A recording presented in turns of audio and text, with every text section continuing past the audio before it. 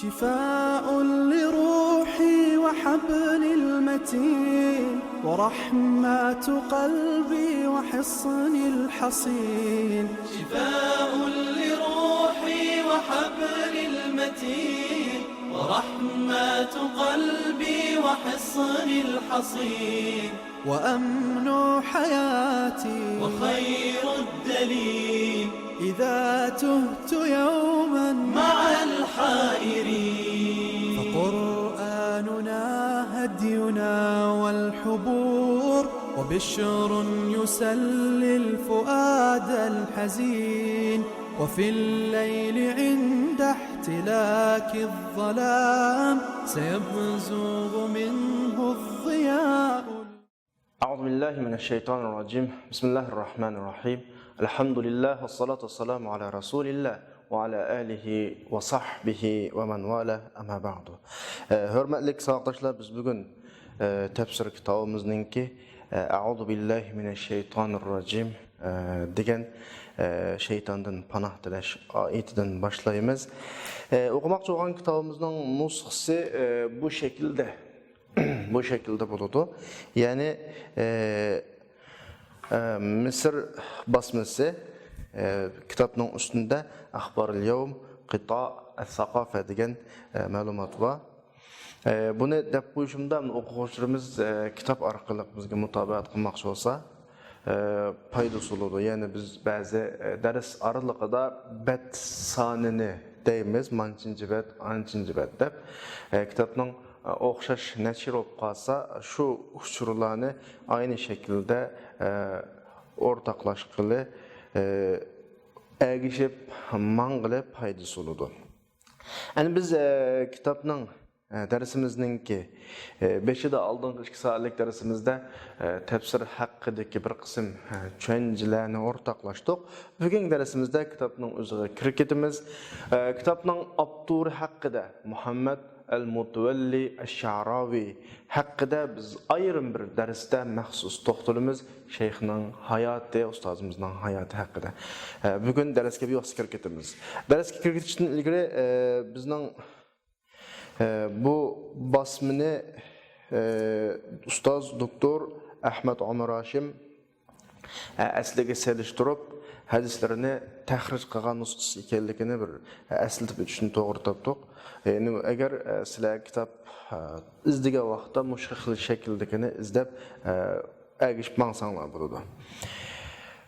A'udhu billahi mineşşeytanirracim. Odatda biz har qanday bir ishlarimizda bo'libmi Qur'on o'qigan vaqtimizda biz bu kelime bilan Qur'onimizni boshlaymiz. A'udhu billahi mineşşeytanirracim degan kelime bilan mushu duo bilan biz Qur'onimizni, tilovatimizni, ibodatlarimizni boshlaymiz. Bu haqda Abdur bizga bergan tushunchalarni bir ko'rib o'taylik. Abdur davotida Allah subhanahu va taala har qanday mu'mindan Allah'a sığınıp Allah'ın rahmetinden qo'llangan şeytandan panah tilashni bizdan talab qiladi. Masalan, Qur'on o'qishdan ilgari.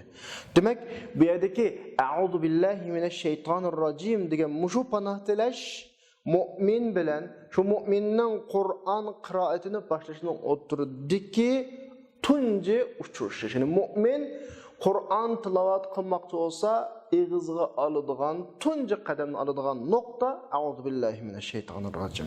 Bu haqda Qur'oni Karimda Allah subhanahu va taala fa iza qara'tal Qur'an fasta'iz billahi mineşşeytanirracim deydi. Yani sen Qur'on o'qimoqchi bo'lsang, Allah'a sığınıp Allah'ın rahmetinden, Allah'ın dargahından qo'g'lan doğan şeytandan panah tiliginde a'udhu billahi mineşşeytanirracim. Estaizu billahi mineşşeytanirracim degan şekilde dua bilan boshlashni bizdan talab qilyapti. Tabii ki biz nima uchun bu panah tilaymiz biz Allah'a sığınıp Qur'on o'qishdan ilgari? Şeytanning xarakteri nima, iblisning xarakteri nima?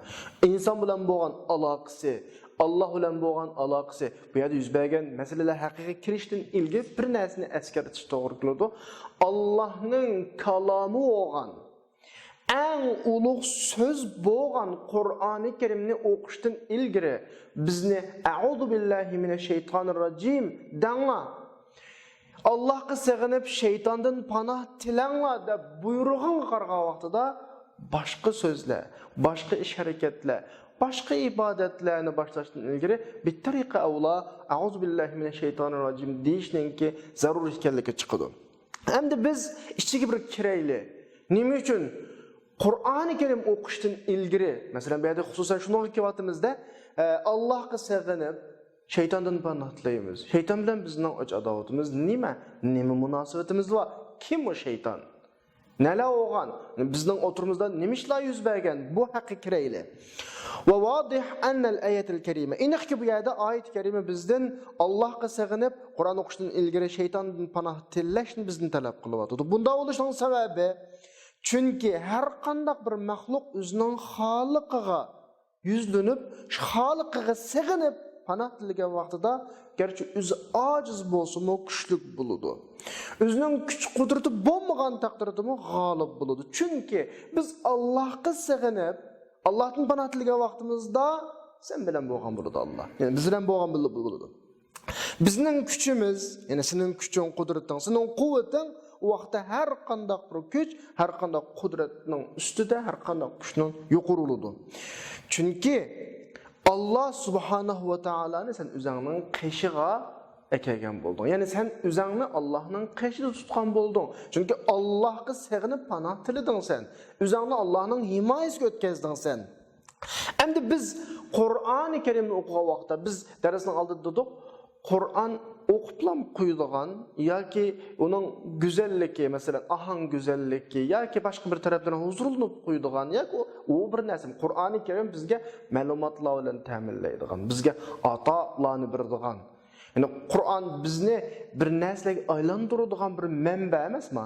Biz shu tarafni Qur'ondan qabul qilamiz. Qur'onni har vaqt o'qig'ili boshlaganimizda biz Qur'ondan bir narsalarni qabul qilayotgan bo'lamiz. Bu nuqta kallamda bo'lsin. Ya'ni fa nahnu hayna naqra'ul Qur'on. Biz Qur'onni o'qigan vaqtda cho'qim biz Allohning kalomini go'zal ravishda qabul qilishdan bizning qabul qilish uskunimizni hisoblashimiz kerak. Biz avval qabul qila olishimiz kerak. Allohning kalomi go'zal. Alloh butun insonlarga bir narsalarni berish uchun biz darsimizning boshida degandek, insonlarning hayotini programmalash uchun Qur'onda bir narsalarni qo'ydi. Qur'onni qo'limizga olgan vaqtida shuni qabul qilg'ili, ya'ni qabul qilish uchun tayyorlanayotgan bo'lamiz. Bizda cho'qim bir qabul qilish uskunasi bo'lishi kerak. Ya'ni uskunasi bor bizda. Endi shu uskunani tozalab, hozirlash bizga tushadi. Bu tozalab hozirlash del a'udhu billahi minashaytonirrojim bilan. Chunki bizning uskunimizga to'solg'ulik paydo qiladigan tunji dushmanimiz shayton. Qanday qilib shaytonimizga dushman bo'lib qoldi? Qani kelayli.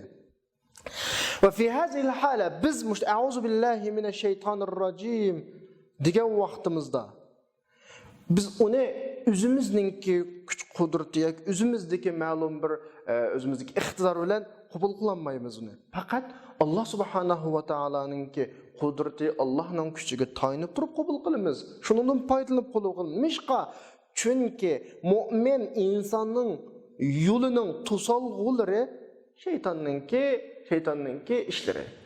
Shayton bizning yo'lda menishimizga to'solg'ulik qiladi. Chunki bizning dunyodagi yo'limiz dal Alloh bizni istagan bir yo'l. Mush yo'lda menishga shayton to'solg'ulik qiladi. Nimishqa?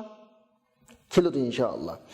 Endi iblis, ya'ni shayton davomli yo'l ojiz oldi. Ya'ni yo'l ojiz deb qaragan tarafdan keladi. Shu eshikdan keladi. Insonning nurg'un nuqtalari bo'ladi, nurg'un taraflari bo'ladi. Inson ba'zi taraflarda kuchli bo'lgan bilan ba'zi taraflarda ojiz bo'ladi. Shayton del insonga ojiz taraflardan keladi. Masalan, shayton insonni bir tarafda kuchli ekanligini ko'rsa, yana bir tarafdan keladi. Masalan, mu'min banda namozda kuchlik, namozda qattiq, namozda ching, namozlarini ahamiyat beradi, vaqtlarida ado qilib, o'z vaqtlarida ado qilib qolsa, shayton uningga iqtisod tarafdan, pul tarafdan keladi.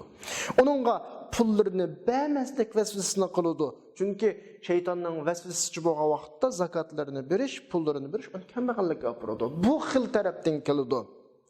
Ya'ni insonga boshqalarning haq huquqini Başqalarning mol-mulkini yivilishga vasvasa qiladi. Yani onun ko'ngliga bu mushtaqqa vaqtida o'zining atisdan xotirjam bayuludu degan vahmalarni kirgizib, shunda xushallikni kirgizib, shunda vahmalar bilan, men bu pulni chiqa, men mana saqlab qo'yay, bunday og'rib qolsam, og'rimagan saq bir inson og'rib qolsam lozim bo'ladi degandek tuyg'ular bilan şeytandan vasvasa kirir. Şeytan bu jihatdan kelib, amaliyat şeytandan qilgan bu vasvasalari bir vahima, ya'ni yolg'onchilik. Amaliyatda vel haqiqa, amaliyat Peygamber Islam bizga rivoyat qilib bergan bir amaliyat va o'simi Rasululloh deydi: "Ma naqasa malun min sadaqa." Bir odamning pullarini yaxshi yo'llarga xayrliganlik tufaylidan o odamning pulisi kemlab ketgan emas. Bu bir hadisni anglab etrafımızga qarab baqsaqmı bo'ladi bu reallik uchun. Etrafımızda qaysi bir iqtisodli kishi, qaysi bir boy xayrliganlik tufaylidan kambag'al bo'lib qoladi. Undan ish yo'q. Amaliyatda sadaqat, ya'ni yaxshi yo'llarga sarf qilish, pul mollarni ko'paytib, pul mollarga barakat beradi, pul mollar o'sib yetiladi. Çünkü bu mal Allah'ın meli. Dünyada onun kuldan bunun kuluğu yetkiludi. İnsan ölüdü, taşlap koyudu. Bu bir hakikat. Bunu demesek mi bulunduğun hakikat ameliyette. Lekin şeytan del kişilerinin muşu hakikatin gafil qalğan terpidin paydalanıp onun haram malga ittirdi. Bunu to'g'ri tushunish kerak. Iqtisod, necha millat iqtisodi bor, ketadi, u yana birisining qulga qoladi. Agar ballar bo'lib qolsa, ballarga bo'lmay qolsa, qap qoladi ish qilib. Inson mol dunyo to'playdi, qilib qoladi bu. Bir soatlar bilan uning qo'ldan boshqa o'tib ketadi. Asli tushunish kerak. Mol dunyo Allohning mol dunyosi. Faqat sana berdi. Sen onu ishlatish orqali yaxshi yo'llarga amanatni ado qilishing kerak. Qanaqdir pul molni sarf qilish orqali kambag'al bo'lib qoladigan ish yo'q. Şeytan vesvese qilgandek. Endi şeytan demek insonga, işte insonning ojiz nuqtasidan hujum qiladi. Endi inson biz bayat degandek namoz tarafda ojiz bo'lib qolsa, iqtisod tarafdan keldik emasmi? Endi inson iqtisod tarafda, pul mol tarafda qattiq qolsa, ya'ni o sog'lom inson ekan. Şeytanning vesvese kirmaydi ekan o. O'zining kelgusidan ansirmaydi ekan, chunki uningda ishonch bor ekan. O'zining Robbiga, undan keyin o'zida Alloh bergan iqtidorga ishonch bor ekan bo'lib qolsa, buningga ayol tarafidan keladi. Buningga yalang'och ayollarni go'zal, chiroyli ko'rsatadi. Buni vasvas qilib, nihoyatda zinoga tushadigan ish chiqadi. Endi agar inson bu jihatda kuchli ko'p qolsa, ayol kishi qarmaydigan taqvo ekan, masalan, bu qolsa uningga haroqni, zina, chiroyli ko'rsatadi yoki nachar so'rinlarni chiroyli ko'rsatadi yoki so'xanchilikni, demak, bu yerdagi muhim bo'lgan nuqta iblis davom insondagi ojizlik nuqtalar atrofida cho'g'illaydi. Nimishqa maqsadi insonni ma'siyatga cho'g'izish. Bu nuqtadan biz bexabar qolmasligimiz kerak. Iblisning bu xarakterini biz unutmasligimiz kerak.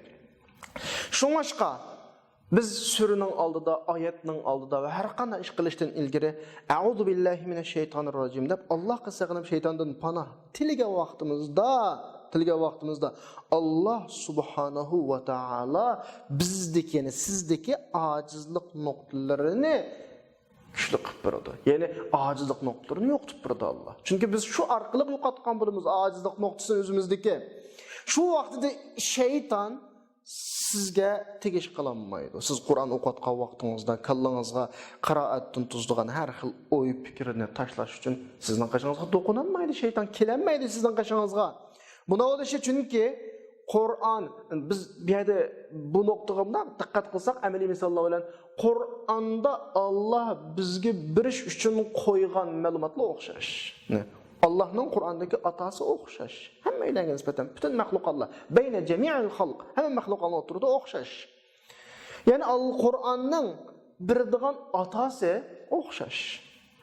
Lekin har inson iymon miqdori oladi. Qur'onga kelgan vaqtida, Qur'onning oldiga kelgan vaqtida qilgan tayyorligiga qarab oladi.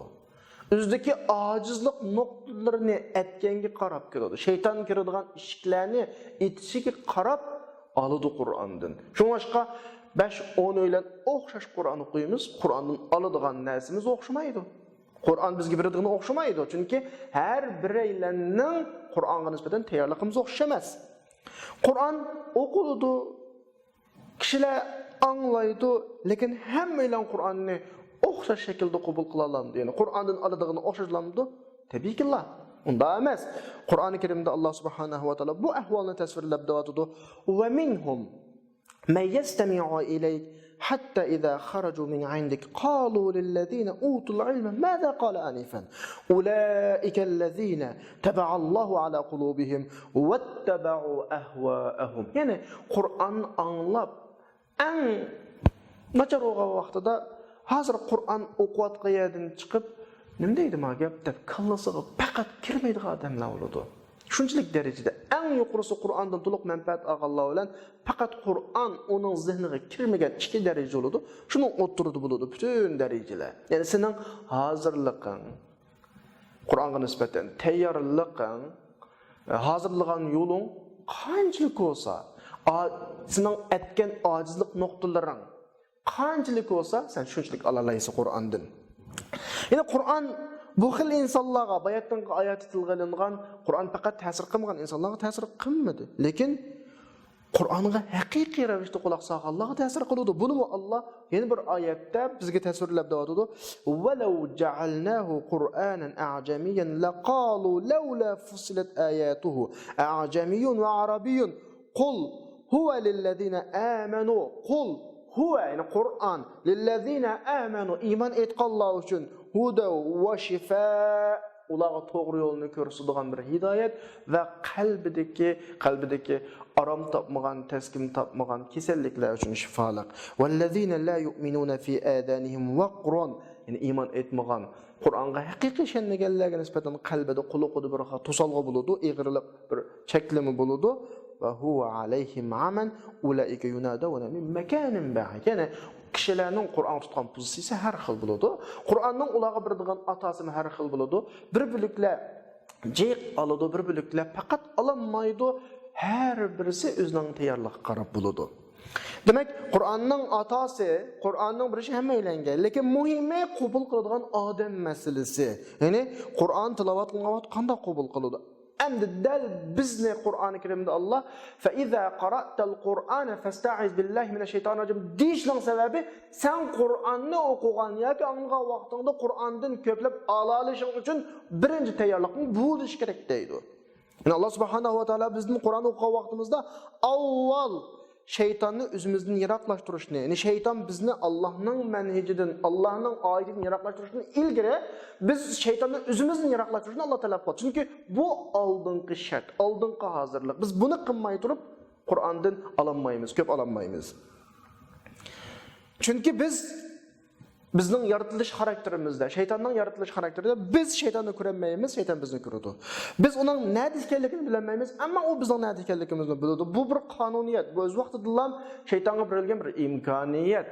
Çünkü biz bunun bir hikoyalarimiz var bu haqda. Ya bani Adam, Allah Qur'oni Karimda bu haqni buni o'tirib qo'yib, ya bani Adam, la yaftinannakush-shayton kama akhraja abawaykum minal janna. Şeytan sizlarni azdamasın, ey insonlar deydi Allah. İnsanlar sizlarni azdamasın, xuddi ota-onangiz jannatdan chiqarayotgandek. Yanzi'u anhuma libasahuma liyuriyahuma sawatihima innahu yarakum wa qabiluhu min haythu la tarawnahum. O ve onun jaddi jamiyati, onun tavalliki sizlarni ko'radi, ammo sizlar ularni ko'rolmaysizlar. Bu Allah onun qo'ygan bir iqtidor. Bizga bergan bir xarakter. Şeytan bilan bizning xarakterimiz bu. Biz uni ko'rolmaymiz, o bizni ko'radi. Bu nuqtadan biz ko'rmaydigan odamimizni qanday mudofialaymiz? Bizni va uni yaratgan zotning digini bo'yicha mudofialaymiz-ki, a'udhu billahi minash shaytonir rojim yoki astaizu billahi minash shaytonir rojim. Mushunga mudofialaymiz. Alloh bizni buningga buyurdi. Fa iza qara'tal Qur'an, Qur'on o'qimoqchi bo'lgan vaqtingda fastaiz billahi minash shaytonir rojim ki, a'udhu billahi yoki astaizu billahi ya'ni Allohga sig'inib undan panoh tila. Bu birinchi qiladigan ish. Demak biz barliq kuchimiz bilan yani şeytanni basqudek, şeytanni halok qilgudek kuch bilan Allohga sig'inib panoh tilashimiz kerak. Alloh Subhanahu va taolo bizdan o'ziga sig'inib panoh tilashni, o'ziga iltijo qilishni talab qildi. Chunki Alloh bizni himoya qilishga qodir, bizning qalbimizni pokizlashga, shaytonning vasvasalaridan bizning nafsimizni pokizlashga qodir.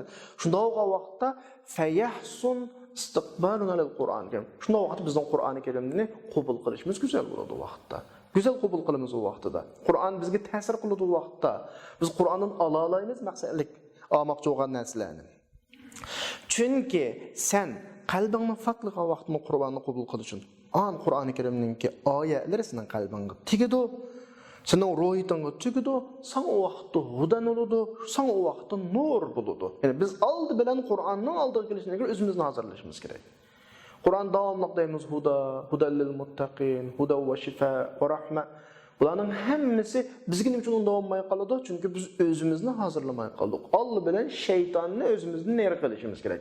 Shaytondan ado judo bo'lishimiz kerak. Ya'ni ko'nglimizda shayton va shaytonning ishlaridan aramizga musofiq qo'yishimiz kerak. Mushu ideya bizda shakllanmaganda, biz shunga nisbatan hozirlik ko'rmaganda Qur'on bizga ta'sir qilmaydi. Bu birinchi qiladigan ishimiz shu. Alloh subhanahu va taolo shaytonning masalasini bir taraf qilib qo'ygan. Va shayton qad qadallohu taala fi amri. Shaytonning masalasini bir taraf qilib qo'yganlik. Ya'ni uning rahmatini qo'g'lab, buni shayton rajim qilib o'tib qo'yganlik, o'z rahmatini qo'g'landi qilib o'tib qo'ygan.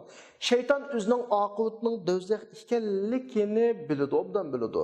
Buning sababini odam deb o'ylaydi. Chunki bu bir hikoya bor. Chunki bu yerdagi osiylikning boshlanishi dal iblisning Allohning Odam alayhisolamga sayda qilish buyruqini rad qilishi bo'lgan. Bizga Qur'oni Karim buni hikoya qiladi. Asl iblis bilan bizning o'tirimizdagi dushmanlik manda chiqqan ahvol. Yani Allah Adem Aleyhisselam'ını yarattı. Bütün malaikelerni secde qilishga buyurdi. Ama şeytan özünün mutakabbirligidan Allah'ın buyruğunu keskin rad qildi. Bu alaqi bu yerdagi bir farq var. Şeytanning bu yerdagi Allah'ın buyruğuna xiloflik qilishi şeytanning ojizligi tufaylidan, qilolmaganligi tufaylidan yoki har qanday faqat şeytan keskin o'z idisi rad qildi uni. Mabek ig'ir ish mavju. Ma'madalliklar rad qildi uni. Xuddi bu yerda Allohni sen xato qilding degandek rad qildi uni. Men yaxshi uningdan o'tni yaratdim meni. Uni laydan yaratgan so'ng nima deb sayda qilaman uningga? Qur'on bizga shuni hikoya qiladiki, qala ma mana'aka alla tasjuda iz amartuk.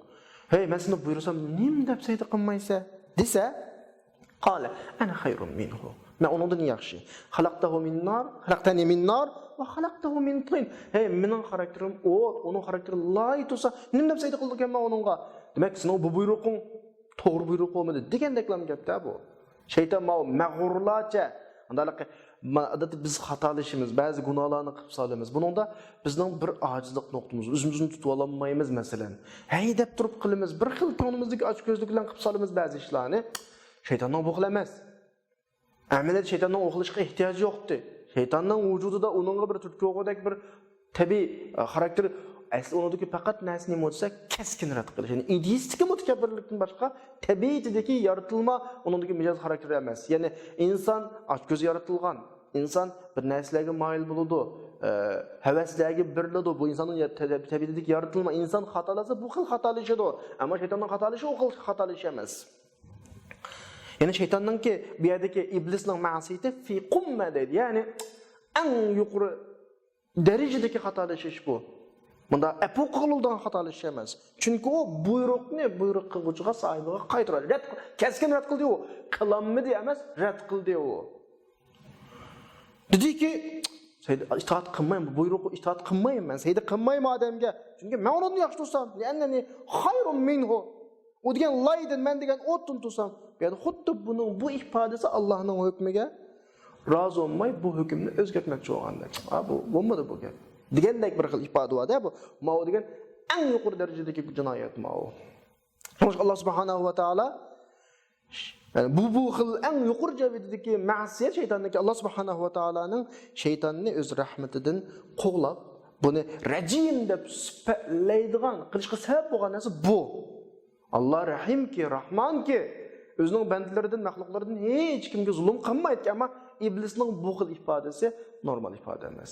Sizlar bizda yana insonlarda ko'riladigan ifoda inson xatolashidir. Nurg'un jinoyatlarni qiladi, lekin inson unda ifoda bo'lmaydi. Ashta ifoda bo'lib qolganda u insonni o'xshashla Allohning rahmatidan qo'g'lanadi. Masala bu. Bularning hammasi, ya'ni Allohning bizga "Auzubillahi minashaytonirrojim" deb panoh tilanglar. Shayton degan rajim u, Allohning rahmatidan qo'g'landi u deb bu ishlarning hammani bizga deb berishi, biz shuni bilishimiz uchunki shaytonning oqibati do'zax, Alloh uni mangu mag'firat qilmaydi. Sen uning oxirisiga kirsang, keyniga kirsang, agarsang yaxshilik ko'rmaysiz degan nuqta bizda oydinlashsin uchun Alloh Qur'onda nurg'un o'rinlarida shaytonni rajim deb sifatladi. Şunda ama فَإِذَا قَرَأْتَ الْقُرْآنَ فَاسْتَعِذْ بِاللّٰهِ مِنَ الشَّيْطَانِ الرَّجِيمِ dedi. Şeytanın hikayelerini bizge sözlep berdi vakaliklerini. Buların hemmesi biz üçün.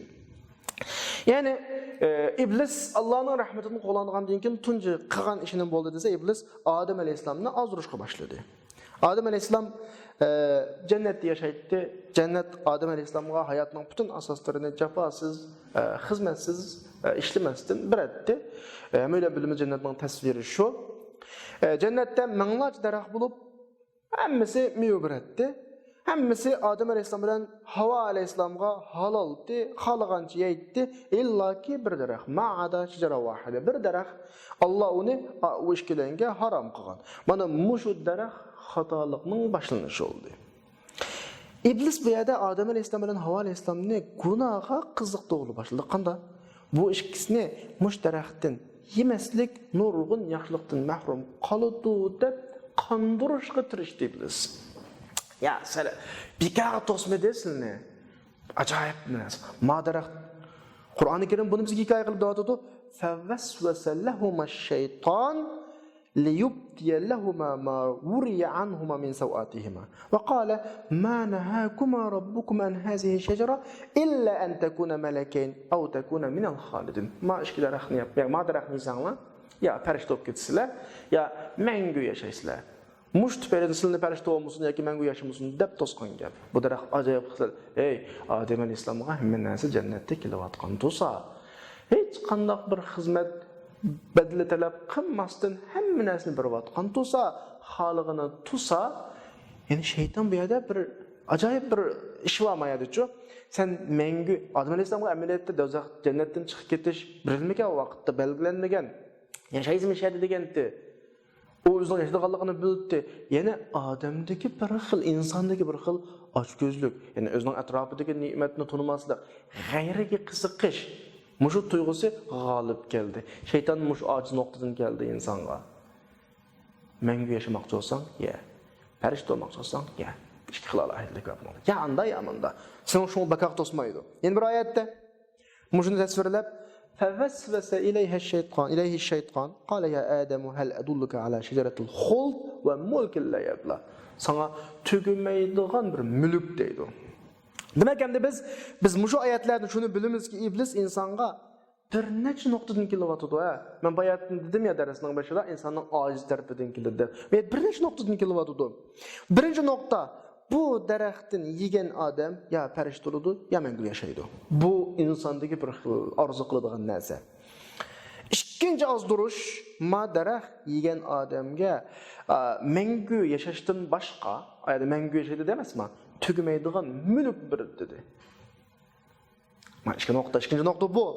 Demak, iblis insonni shu vaqtida Alloh uningdan to'sgan narsani yaxshi deb tasvirladi. Agar müşahede insan asi olsa nurgun iqtisodga, nupuzga erişidi deb tasvirladi.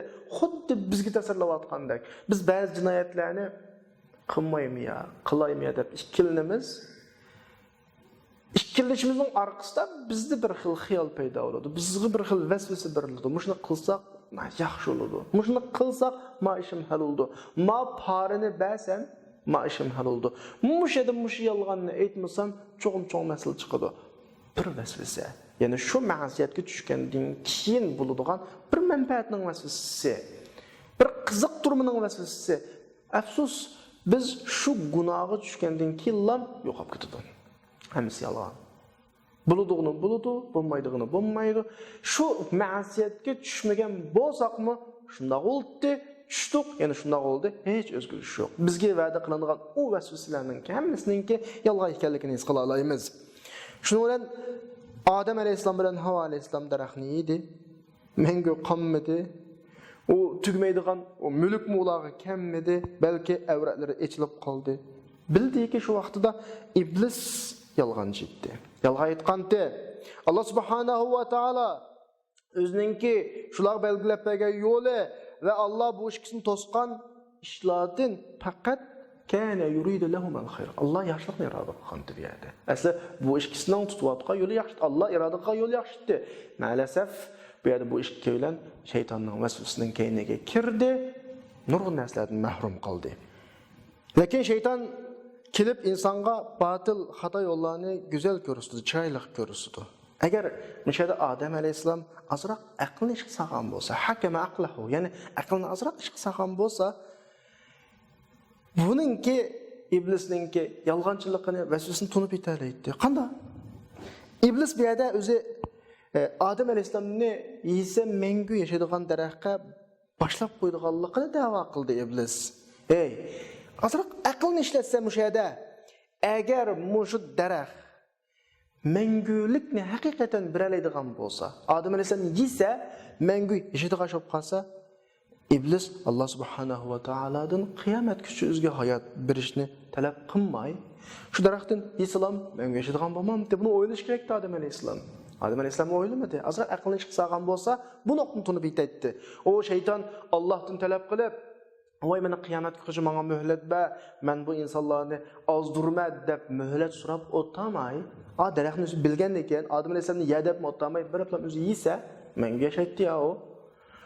Odam alayhissalom nima o'ylamaydi shu vaqtda, meni shuncha qiziqtirib ketgan daraxtni o'zi nima qilmaydi. O'zi yesa güzel olmamdı o'zi, menga yashamamdı o'zi, meni nima uchun qiziqtir deb o'ylasa bo'ldi. Lekin iblis inson ruhiyatidagi g'aflat qiladigan bir tarafdan hujum qildi, bir tarafdan keldi. Odam alayhissalom ma'siyat kuchug'ish uchun. Ya'ni Odam alayhissalomninki ballarga sir bizlarga shu g'aflat qiladigan tarafdan, shu bir g'afil tarafdan keladi. Agar Odam alayhissalomning ballari, odam ballari, ya'ni bizlar aqlimizni ozroq ishlatsak, shayton bilan bizning o'tirumizda ilgirki, Odam alayhissalom iblisning o'tirib yuz bergan qadimgi adovat baliqini bilib yessak, iblisninki Alloh subhanahu va taoladan qiyomatga qadar o'zini qoldirib qo'yishni, odam va odam bolalaridan ma'siyatga ozur aql intiqom olish uchun muhlat so'g'anligini, muhlat talab qilganligini biz bilsak, biz bu nuqtaga diqqat qilib ehtiyot qildik. Shu vaqtda shaytonning vasvasasini tushundik. Shaytonning vasvasasi qachon bilinib qolsa, shayton shu vaqtda qochadi. Ko'nglimizga kechgan shu xiyolning shaytonning vasvasasi ekanligini bilib qolgandan keyin shayton qochadi bizdan. Shaytonning didiq qanday kiradi? G'aflat tarafdan keladi. Ya'ni biz o'zimizning o'ylayotganini to'g'ri, ya mashta qilsam bo'ladi deb chin tutgan vaqtida davom qiladi harakatini shayton. Qachonki maish xato, bu shaytonning vasvasasi, bu meni ozdiryapti shayton deb tushunib qolgandan keyin shayton darhol qochadi. Bu, ya'ni biz aqlimizni ishlasak bundan tushunaylik. Ya'ni shayton ozdiradigan tarafga manda kirdi. Odam alayhissalom ozdiradigan tarafga. Ya'ni Allohning izzati bilan qasam qildi. Fa bi izzatika la'ughwiyannahum ajma'in. Izzat degan Allohning sifati nima degan gap? Sen hech nimaga muhtoj bo'lmaysan Alloh. Sen azizsan Alloh. Sana bu insonlarninki hammasining itoat qilib mu'min bo'lib jannatga kirishiga hech foyda yetkazmaydi.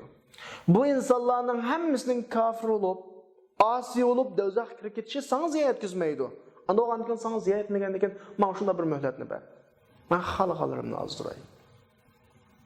Allohdan shunda tiladi. Yani Allah subhanahu wa ta'ala aziz, g'olibki, o'zining xalqiga muhtoj emas. Alloh subhanahu wa ta'ala kofir bo'lgandan kofirlik ziyorat yetkazmaydi. İman etqa Adem onun mülkinden hiç neresini ziyade kılanmaydı.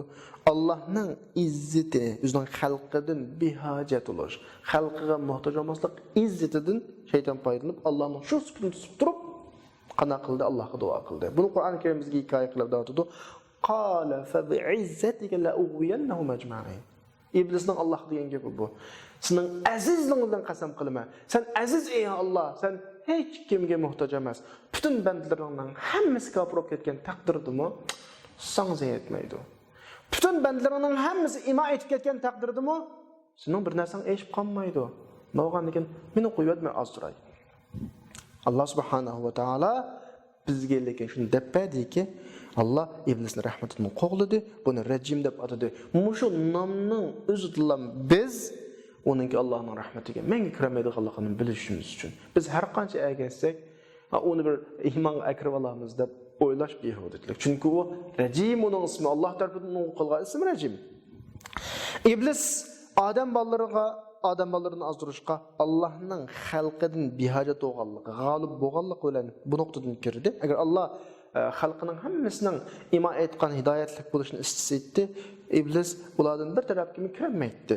Yani Qur'oni Karimda Alloh mushnoqni tilg'ilib deyotdi ya, "Innasha nunazzil alayhim minas samai aya fazallat a'naquhum laha khadi'in." Yani agar Alloh xolsa hamma bilan Allohning buyrug'iga itoat qilib boshiga ketdik. Ammo Alloh unda qilmadi. Yani Allah subhanahu va taolo insonga tanlash huquqini berdi. Xohlagan bo'lsa insonni Allohga itoat qilishga majbur qiladi, boshqa maxluqlarga. O'xshash masalan malaikalar deymiz, bu itoatsizlik mavjud emas. Insonning qalbiga Alloh fa'alhamaha fujuraha va taqwaha degandek tanlash ixtiyorini berdi. Inson taqvolik yo'llarini tanlasimi ixtiyor, fujur nachar yo'llarni tanlasimi ixtiyor, buning hisobini Alloh oladi. Yani bu tanlash noqtasi bu. Qur'oni Karimda bu mazmunlar tövendeki oyatda bayon qilingan va qulil haqqu min robbikum faman sha'a falyu'min va man sha'a falyakfur. Rabbinglar tarafdan haq o'tirib kelib bo'ldi. Xalq odam iymon etsin, xalq odam kafir olsun. Ammo inna a'tadna liz-zolimina nara. Biz zolimlarga دوزخنا hazır olduk. Ahata bihim suradiquha ve iyastaghisu yughathu bima'in kalmuhl yashul wujuh bi'sa sharab ve sa'at murtafaqada. İnsanlarning ixtiyor berilganligi, tanlash yo'l tanlash ixtiyorligi o'zida bog'liqqa, tanlagan yo'liga qarta jazo mukofotlarni hozirlaganligini Alloh bu oyatda tilg'adi. Demak, Alloh subhanahu va taolo bizga hidoyat yo'llarini bayon qilib berdi, ma'siyat yo'llarini bayon qildi. Undan keyin bizga Allohga itoat qilish, Allohning rahmatini tanlashni bizga qo'ydi. Yoki Allohga osiy bo'lish, Allohning azobiga erishishni bu yo'lni bizga qo'ydi. Alloh subhanahu va taolo bu ixtiyorni uning ustiga davom bermadi buni. Faqat dunyodagi hayotimiz bilan belgilangan kichkina muddatda inson tug'ilishning oldida ixtiyorlik yo'q insonda, hayotda ixtiyorlik va shunda sakrat kelgandan keyin ixtiyorlik muddati tugaydi. Undan keyin hech qanday tanlash huquqing yo'q. Ya'ni inson sakratga tushgan vaqtida uning insonligi yo'qaydi, hali iqtidori yo'qaydi uningdan. Uning ixtiyori yo'q holatiga keladi. Bu bir. İkincisi dünyada yani bizga ixtiyorlik berdi deganga bütün ishlarga ixtiyorlik berdi deganlik emas. Alloh subhanahu va taolo dunyoning hodisalarining hammasiga ixtiyor bermaylik. Balki faqat itoat qilish, ma'siyat, mush ikki ishlarga ixtiyor beradi. Qolgan ishlarda masalan men er tug'ilay, ayol tug'ilay. Dunyoda oxir shaklda yashab, unda ixtiyorlik yo'q. Xalqqa vaqtda og'riymiz, xalqqa vaqtda saqiymiz, xalqqa vaqtda o'limiz. Bularning hech qaysi ixtiyorlik yo'q. Faqat Alloh bizga bergan ixtiyorlik fa'alhamaha fujuraha va taqwaha. Ya'ni yo'l tanlash masalasida Allohga itoat qilish, qilmaslik masalasida qolgan nuqtalarning prinsip bo'yicha, dunyo qonuniyatlari bo'yicha belgilanadi. Qolgan ishlarda inson qonuniyat bo'yicha yashaydi. Insonning birdan-bir tanlash huquqi var, yaxshi yo'lni tanlash yoki nachar yo'lni tanlash. Bu insonning dunyoga yaratilishdagi imtihon maqsadlaridan birisi. Endi biz mujtahid tanlash o'g'achqa biz xato yo'lni tanlab shaytondan keyin ergishib ketmasligimiz uchun, hayotimizni shaytondan saqlanishimiz uchun Qur'oni Karim buning yo'llarini bizga bayon qildi. Qur'oni Karim shaytonning bani odamni qandoq ozdirganligini bizga bayon qilib davotdi. Qala fabima aghwaytani la'aqudanna lahum siratakal mustaqim. Ajoyib bir mazmun bayoni savoqdashlar. Shayton davotdi. Men deydi, bularni ozdirish uchun siratakal mustaqimda o'ltirma dedi. Yani shayton to'g'ri yo'lda o'ltirdi. Bu ne demek bu? Bu shundoq demakki, xato ishlarda shayton bo'lmaydi. Xato ishlarning o'zi shayton. Buzuq odamlarning qashli shayton bo'lmaydi. Buzuq odamlarning o'zi shayton. Ma'siyat sohiblarining qashiga shayton bo'lmaydi. Bularning o'zi shayton. Anda shayton kimning qashida? Mu'minning qashida. Yaxshi yo'lda ketayotganlarning qashida, yaxshi ishlarni qilayotgan yerda. Shayton bu yerda. Shunda aytadi, ya'ni iblis o'zini ma'siyatga setayotgan odamni ozdirman deb tirishib yurmaydi. Allah buyurgan ishlarning hammasiga qarshilik qilib o'zini qo'yayotgan odamni ozdirman deb tirishib yurmaydi. Chunki şu odamdagi yomonga buyuradigan nafsning o'zi shu odamning shaytoni. U odamning o'zi shaytonga aylanib ketib bo'laqlar. Minal jinnati wan nas allazi yuwaswisu fi sudurin nas minal jinnati wan nas. O insani şeytanga aylab ketip Allah'lar. Yani onda olganda onu azdırışının hiç haceti yok. Onu azdırışqa hacet emas. Çünkü aşı nefsinin öz sahibini yamanlıqqa buyuruyordu. O nefsini azdırmışsın bunu. Şoň aşk şeytan harak hallaga, fahiş hallaga bağmaydı ýa-ga. O harak hallada, fahiş hallada olturduğu adamını azdırışqa tirişçanlyk berip ýümeydi. Çünkü bu orunga bağan her adam insanın şeytanları. O şeytanın özü o. Onu azdırışının haceti yok. Şeytan da azdırışqa şeytan ketemdi o. Lekin iblis näge barady? Ayatda diýilgendek siratekel mustaqim. Toğur yolda olturup men dawady o yana. Men aş toğur yolda mangan her birini azdırış üçin andaganda her ýaxşy işiniň qeşida şeytan bar. Her ýaxşy işden toz üçin şeytan nazaretde. Lekin iblis itaat, ibadet orunlary buludu. Del mahildiki adamlige an bütün tirişçanlygyny berdi. Ularni Allah'ın ibadetini qaytarış üçin barlyk çar tedbirlerini işletdi. Şoňaşqa biz bu ýerde şunu dikkat kılışımız gerek. Şeytan eger yolda olturman demedi ayette. Näde olturman dedi? La aqudanna lahum siratakal mustaqim. Toğur yolda olturman dewadi. Çünki eger yolunyň öz tabiati bilen şeytan ägişdi bu. Eger yolunyň öz karakteri bilen şeytan ägişdi ýolu. Şeytanın istigini taat ehli. Şeytan taat ehlini isteydi. Ulağa ma'siyetini güzel görüstüdü. Ulağa haram mal bilen ulan azdırdı. Bu şeytanın kılıbığa işi. Şoňa dikkat kılış ketegişlik. Şeytan näde? İman baýady. Şeytan näde? İtaat baýady. Şeytan näde? Takwalyk baýady. Şeytan bu ýerde doluşup ýürüýdi. Kur'an-ı Kerim diýdi, şeytanın bizge, iblisinin bizge kiradigan, hücum kıladigan noktalaryny körüstüp berip ثُمَّ لَآتِيَنَّهُمْ مِنْ بَيْنِ اَيْدِيهِمْ Şeytan da vatıdı men ulağa aldidin kelimen deydi. Dikkat. وَمِنْ خَلْفِهِمْ keynidin kelimen. وَاَنْ اَيْمَانِهِمْ on taraftin kelimen. وَاَنْ شَمَائِلِهِمْ sol taraftin kelimen. وَلَا تَجِدُ اَكْتَرَهُمْ شَاكِرِينَ Demek ulağının Allah'a şükür kıldıqlarını tapanmaysa, Rabb'a şükür kıl. Demek her taraftan korşayman dep oylaydı üzüce.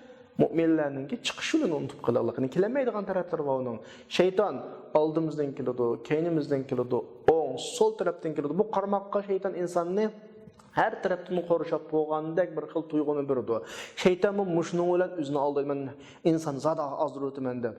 Azgan insanlarının mı çıkış yolu yok tek, aldığı karısı mı, keynige karısı mı, ongu karısı mı, solu karısı mı, bu işler bunu koruşap boğandek, bunun kutuluş yolunun yok tekidek bir xil hissiyat yaşadı. Ama şeytan oylamagan ve insan azra qarapaq tapalaydigan, şeytan unutup qalgan, yoki kelenmeydigan, azramaydigan bir taraflar oldu insanın kutuluş tarafları. Mana bu taraflar, şu aldı, keyni, on sol taraflar şeytan iblis kiladigan taraflar. Yani insanların aldıdan kiladi bu birinci taraf, keyniden kiladi arka tarafın bu ikinci taraf, on taraflardan kiladi bu üçüncü taraf, sol taraflardan kiladi bu dördüncü taraf. Biz tarafның bu tarafların alt ekenligini bilimiz tötemez. Biz adatda taraf okuğa vaqtimizda 6 taraf var eken. Şeytan 4 tarafdan keledi. Qaysi 6 taraf bu? Astı bilen üstü mü var? Üstü bilen astı mı var? Şeytan aldıdan, keynidin, oňdan, soldan keledi. Ama üstü bilen astından gepini qıldı. Anaganda bu yerdeki şeytan kemmeydigan üstü bilen astı nimeni temsil qıldı? Dese, şeytan kelemeydigan bu iki taraf nime taraf bu ikisi dese? Fawq ve taht, üstü ve astı tarafı. İblis del iki tarafının özünden kaçtı. Men ulanın üstüdün kilimen, astın kilimen demedi. Çünkü şeytan şunu bildi ki üstün taraf ilahi üstünlükünü temsil kılıdı. Astıl taraf insani bendiçilik tarafını temsil kılıdı. Yani insan Allah sayıda kığa vaxtıda. Şoň şeytan iki taraftan tamamen nerk etken. Çünkü üstüde ilahi güç var. Aslında bendiçilik kılıvatkan, Allah itaat kılıvatkan bir taraf buludu. Bu iki taraftan kilenmeydi o insanga şeytan. Kalan taraflarının hemmesinden kiledi. Qiyadaki acayip işten birisi, sen bütün esirlerdeki dinsizlikni teşviqat kılıvatkan teşviqatçılarga qarasaň, bularninki del şeytan kiladigan taraflardan kiledi. İnsana deydi ki, vay taraqqiyperwer dep bir monçe lakat insanlarını taraqqiyperwer dep oturgan çıkıdı. Vay qalaq dep keyni tarafını asas qıp turup qalaq deb dindor odamlarni qalaq deb o'tirg'i chiqdi tashviqotning ichida. Voy o'ngchil deydi, o'ng tarafni tamsil qilib, voy so'lchil deydi. Qarasang, bu 4 ibora bor. Taraqqiyot parva taraqqiy qilgan, taqaddumi ya'ni. Qalaq, raj'i, bu keyingi taraf. O'ngchil, so'lchil. Mushu 4 tashviqotga tayinib turib, birlarini taraqqiy parvar, taraqqiy qilgan deb turib, birlarini qalaq deb turib, birini o'ngchil deb turib, birini so'lchil deb turib, o'zining tashviqotini bazatab qo'zdi.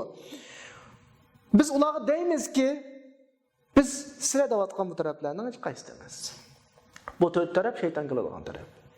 Bu 4 taraf dal shaytonning yordamchilari o'zining tashviqot hujumlarini qiladigan nuqta.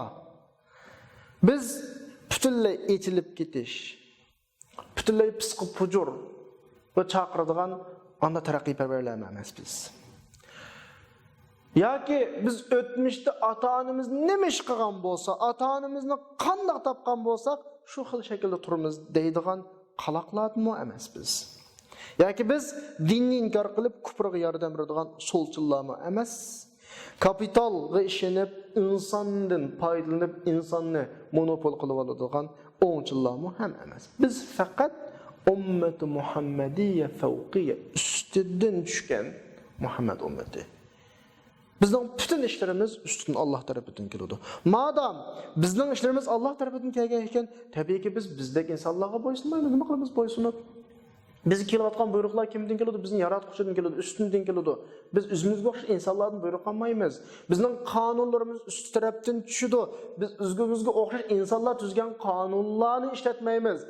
Bizning yo'l prinsiplarimiz ustidan belgilangan, o'zimizga o'xshash insonlar belgilagan yo'llarda mangmaymiz.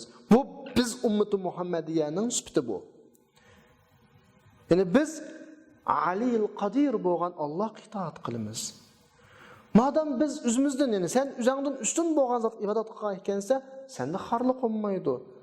Sen davomli izzat, davomli buyuklik sohibisan. Buni Qur'oni Karimda aytadi-ya, la yaquluna la irja'na ila al-madinati la yukhrijanna al-a'azzu min al-azal wa lillahi al-izzatu wa li rasulihi wa lil mu'minin walakin al-munafiqina la ya'lamun. Qur'onda o'zida izzat Allohga, Allohning rasuliga, mu'minlarga xos deyapti. Lekin bu izzatni munofiqlar tushunmaydi. Ularning navbat kechayotgan shu holatini ular izzat deb tushunib qolgan. Amaliyotda haqiqiy izzat mana bizda mu'minlarda qalbimiz hur, o'zimiz hur inshaalloh. Allohdan boshqa itoat qilmaymiz biz. Ma jihatda hur biz, izzat bizda. Ya'ni biz ustini temsil qilgan, usti tarafni temsil qilgan Muhammad ummati biz Alloh qo'ygan bandachiligimizni, itoatimizni e'lon qilamiz, osmon prinsipiga, osmon yo'liga ergishimiz. Shunga biz butun insonlarning hammasidan alohida farq qilib turamiz. Chunki dunyodagi har insonlar Allah subhanahu va taolaga bo'ysunmaydi. Allah subhanahu va taoladan uning yo'lini tutmaydi, balki o'ziga o'xshagan insonlar tuzgan insoniy prinsiplarga bo'ysunadi. Bilamiz, inson ruhining amal başlamoqchi bo'lgan bir xarakteri bor. Bir insonlar qonun tuz degan gap, uning ro'yobga chiqarmoqchi bo'lgan, erishmoqchi bo'lgan ma'lum muddaosi asosida tuzdi u qonunni. Shuningdek insonlarga alohida farqli bo'lish imkoniyatiga ega qiladigan prinsiplarni tuzdi. Bir davlatda qonun tuz degan gap, shu qonun tuzguchilarning huquq manfaatiga kepillik qiladigan qonun tuzdi u insonlar. Ya'ni u undan foydalanadigan, o'zi foydalanadigan yo'llarni tuzdi u.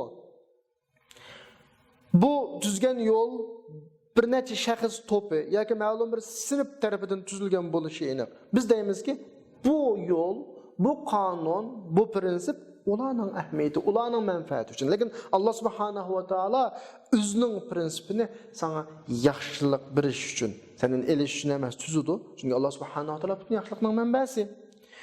O sen ig'dorchilik qilgan narsaga ehtiyojlik emas, lekin butun insoniyatning ig'dorchilik narsalarga muhtoj emas. Chunki adolat, yaxshilik, izzatdan osmon prinsipi. Osmon prinsipi Alloh sendan olmaydi, biridi, seni xor qilmaydi, aziz qiladi. Bu yerda bir muhim bir nuqta bor. Çünkü insanlar tarafından tüzülgen kanun, prensipler, ideologiyalar hemmesi ma'lum menfaatni qo'lga keltirish, ma'lum birovlarning manfaatiga kafolatlik qilish uchun tuzilgan bo'ladi. Balkim sen bunun qurboniga aylanib ketsa, agar sen o kishilarning qatoridan bo'lmay qolib qolsang, ammo Alloh tarafidan kelgan qonun unda bo'lmaydi. Oqning, qorining, qizilning, egizning, pakaning, har qanday millatning hammasining o'rtaq manfaatiga kafolatlik qiladigan qonun, prinsip bo'ladi. Bu yerda bir qarab tegishlik bir nokta ala enne hunaka lafta yani biz dikkat qilish tegishlik bir nokta va yani Allah subhanahu va taala belgilagan şu fevqiyet yani asmandan tushgan şu yol bizga payg'ambar alayhissalom orqali berilgan yo'l bir savassiz millatni tanlab chiqdi. Muhim bir nokta. Yani din dünya insanlarga kim orqali yayildi? Arablar orqali yayildi. Arablar şu vaqtda umumiy ahvolga qarasanglar özünün şərq tərəfindəki Persiya imperiyası, Qərb tərəfindəki Rum imperiyasının aldıda yox bir millət şu vaxtda. Dünyanın mədəniyyət sahibləri şu vaxtdakı şərqdəki Parislar, Qərbdəki Rumluqlar, Ərəblər bularning oturida shularning tashlab bergan niyat jon baqadigan yoki ular yo'l qo'ygan imkoniyat o'zini faoliyatini qilgan bir insonlar. Na madaniyatdan, na siyosatdan, na yana bir narsadan asar so'z aytish mumkin emas asla. Alloh mashta insonlarni tanladi. Maddiyni tarqitishga avval bu bir nokta. Yani mushu ummatda zamin bilan osmonning eng oxirgi aloqasini bog'lash uchun mushu ummatni tanladi. Bu bir.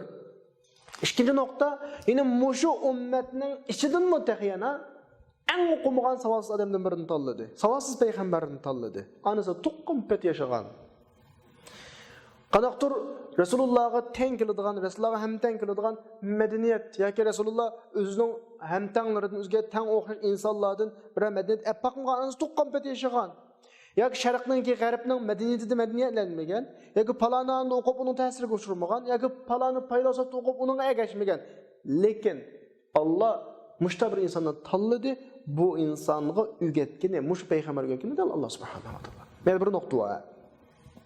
Allah ma vazifini millet noktasını tanlaşta, bir savassız milletini tanladı.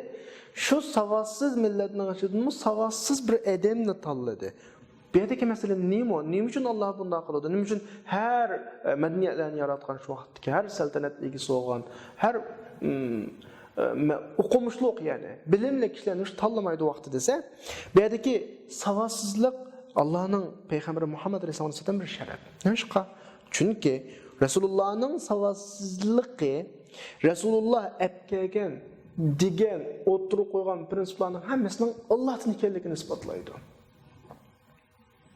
Şunun başka Peygamber Aleyhisselam epkegen her narsa mucize çünkü osmanın vahiysi. Eğer Kur'an Paris yoki Rumga o'xshash madaniyatli bir millatga tushgan bo'lsa yoki savassiz bo'lmagan bir o'qimishli bir payg'ambarga tushgan bo'lsa, ya'ni bu payg'ambar vahiy tushishdan ilgari Sharq, G'arb faylasuf ulamolarning kitoblarini o'qigan bo'lsa, ya tabiiyki bunda gap o'tirib chiqdiki Qur'on madaniyatlarning o'xshash mahsuli. Aql so'g'isi, ya'ni bu nayt aqlliq madan. Yoki bir islohot harakati bo'lib kishilarning harakatiga yetakchilik qilish uchun o'tirg'i qo'yilgan.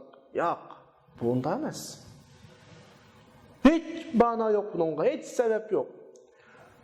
Hatto Rasululloh madaniyatlik millatning ichidagi savassiz odam emas. O'zining savassizligini bizni yoshiribdi deydigan gap chiqmaslik uchun Rasululloh yashagan muhit savassızlan muhit. Millet umumiylik savassızlık bilan süperlangan millet. Bunun içindeki Rasulullah hem şu milletimizdeki en savassızı. Demek bir yerde Resulullah'ın hiç kandak bir meyli medeniyet, siyaset ve başka cihette ağan menbesi yok başka yerden. Unda adamның ig'izidin dünyadaki 100 meşhur şəxslərin oturğu tızlığı, birincisi tızlığıda derecede işlerini təvr edib dünyanın təsiri göstərgədək sözlərinin, iqiminin, bir fikrinin, eyni qaqdaki vaxtda bir dinin meydana çıxışı əsla mümkün emas. Əsla mümkün emas. Bu savassız ümmet, savassız peygamber. Bunun ümmetinin savassızlığı olanın, savassızlığını biz eyip görürüz ya, ama dinninki dünyada başta bir şək şübhələrin xali otursuğu çıxış üçün şu vaxtdaki şu insanların üstündən hazır ölüsək bəxri yani. Savadsız ummatga tushdi, savadsız payg'ambarga tushdi. Bularning savadsizligi dal ma dinninki osmonga bo'lgan munosabatini ta'kidlash uchun. Payg'ambar alayhisalom apkagan narsalar degan gap so'zlarning hammasining na inson, na bir saqofat yoki bir madaniyatga munosabati yo'qligini isbotlash uchun bo'layotgan ahvol. Ya'ni bu inson aqlining natijasi emas. Bu Alloh subhanahu va taolo tarafdan kelgan. Nimishqa Muhammad alayhisalom dal insoniyatning hammasiga o'rgatilgan o'qituvchisi bo'lgan savatsiz payg'ambar bo'lish uchun. Savatsizdan qanday o'rgatdi? Alloh o'rgatsa bo'lmadimi? Payg'ambar alayhisalom o'ziga o'xshash insonlarning ma'lumotlaridan, insonlarning bilimlaridan savatsiz. Ammo Allah'ның savatsızlığını Peygamber Aleyhisselam'ın neuzbillah Peygamber Aleyhisselam'ın savatsızlığı Allah ikra degan ayetini tushirgan kundan tortib yo'qolib başladı. Allah hammani o'rgatgan Rasululloh. Demak, Rasulullahning ma'lumoti ilohiy ma'lumot. Rasululloh tarixida insonni o'nib boqmagan. Buni amaliy tarixlarmi aniq isbotlab turdi. Mana biz shunday inson, shayton namazga o'qiydigan, namoz o'rlaydigan, yaxshi amallar osmonga o'rlaydigan tarafdan yaqinlashamaydiganligini bilamiz. Chunki bu dinning yo'li favqiyatdan kelgan. Din favqiyatdan kelgan. Dinning insonga yetilib kelish yo'li usti taraf. Shayton bizning oldimizdan o'ng, so'l, keynimizdan kelalsimi, ustidan kelinmaydi. Ya'ni Alloh subhanahu va taologa itoat qiladigan, bandichilik qiladigan tarafdan shayton kelinmaydi. Biz Euzubillahimineşşeytanirracimning tafsiri haqida bugun vaqt munosabati bilan shunchalik to'xtalamiz. Ya'ni taxminan